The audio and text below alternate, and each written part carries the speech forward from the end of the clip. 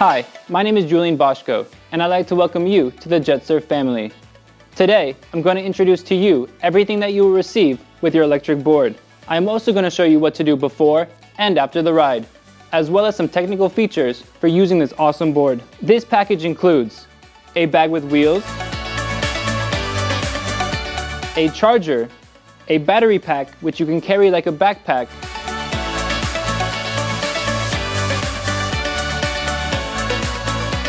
a stand, and in the front pocket of the bag, you will find one set of fins, 2 shut-off keys, a screwdriver, technical specifications and user manual, a towel, and 1 garden hose adapter to flush out your board. The booster. Sometimes you may not be satisfied with the standard performance of speed. Because of this, we invented the booster. Once you push the throttle completely to the end, you will notice you still have some space left. If you push even more, you will activate the booster. This will give you about 1 to 2 more horsepower. This will improve the performance of the board for about 10 to 30 seconds. This time depends on the current capacity of your battery. The reason the booster is shut off is to protect your battery from overheating. Once you activate your board, by placing the shut-off key inside the throttle controller, you will see a blue light. This means you can now select power mode. You can set up power mode by leaving the shutoff key inside the throttle controller, and by placing the second shutoff key inside the indication lights. Green means low power, orange means medium power, red means high power. Once power mode is selected, pull out the shutoff key to confirm which mode you would like to select. Then, insert the shutoff key for a second time, and the board is ready to go. Don't forget to not push the throttle before inserting the shutoff key inside the throttle controller. Otherwise, the board will not react. This is signalized by a fast blinking red light. The board shows you the current capacity of your battery by displaying 4 different colors. Each color represents 25% of the current capacity. Green means more than 75% capacity. Blue is more than 50%. Orange is more than 25% capacity, and red is under 25%. If your board is displaying a red color, that means you should be close to shore to be able to come back. In all modes, the colors will be blinking. Only when it is red is it different. Once your board has stopped blinking, this means you're in safe return mode. In this case, your board will shut off power and you have approximately 400 meters or 1,300 feet to get back to shore. How to insert the battery inside the board. Be sure that all 4 locks are open. Then, place the battery inside the board and push your hands against the connector.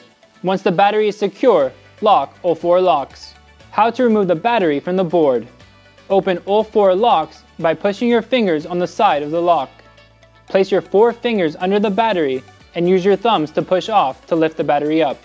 It is super important to keep your connectors clean and dry. For this, use our covers. Use a cover for inside the board and a cover for your battery as well. If you happen to get water, dust, or sand inside your connectors, please remove it carefully. The battery and engine are cooled by water. It is very important during your ride to make sure that the water is going out through the side of the board. What to do before the ride. Make sure your battery is fully charged. Then, set up your stand and make sure it is holding your board properly. How to build the stand. Simply twist the bottom and open from the other side. Mount your side fins and center fin.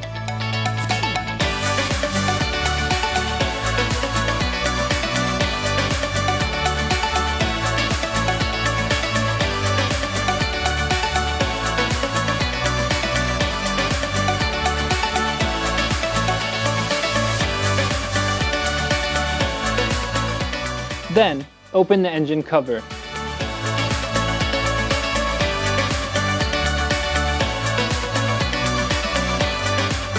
Unscrew the engine inspection lid. If you see a little bit of water, that's okay. The water is there because of condensation. If there's a lot of water, you need to call service immediately. It is important to never open the engine inspection lid in an area of high humidity. Unscrew the lid of the decompression chamber. If you see water, remove the water.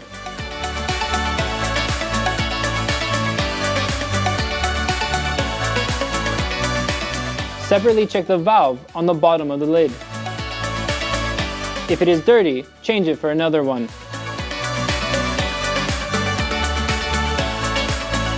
Assemble everything back together and you're ready to go.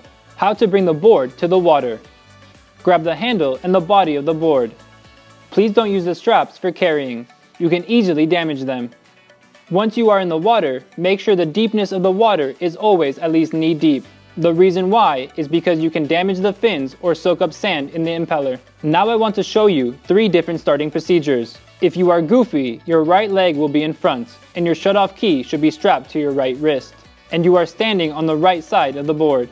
If you are regular, it is exactly opposite. You hold the handle together with your controller.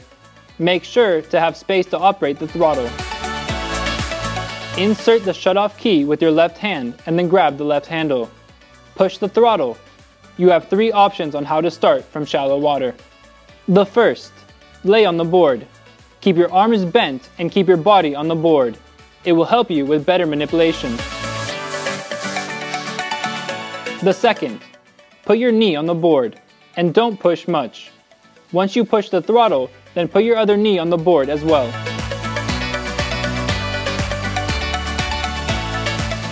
The third, your back foot is inside the strap. Once you push the throttle, place your other foot inside the front strap.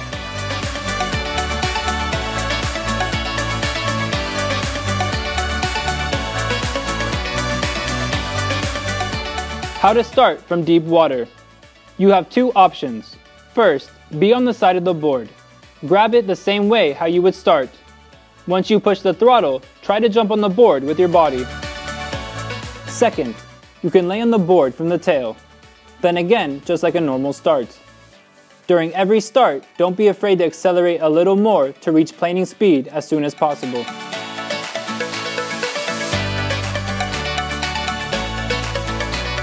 How to stand up.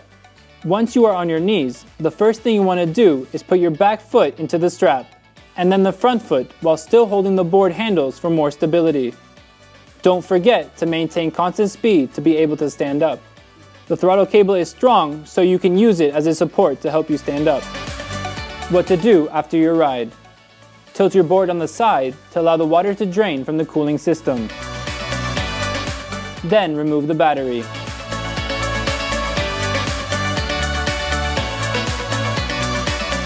Place the covers on the connectors inside the board and on the battery. Check the engine and decompression chamber again to make sure that there is no water.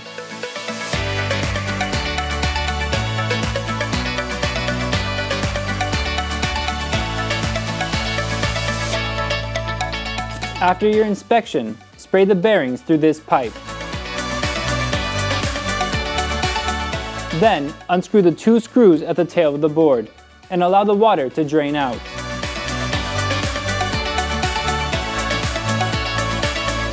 After riding in salt water, you should flush your board with a garden hose. First, wash the handles, then the straps and pads, and then the jet pump. Then, you can finally take out your battery.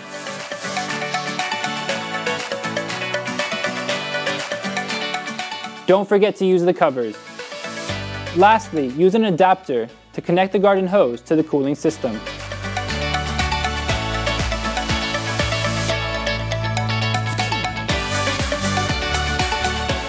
Take the battery out of the board and store it separately. Then allow your board to dry.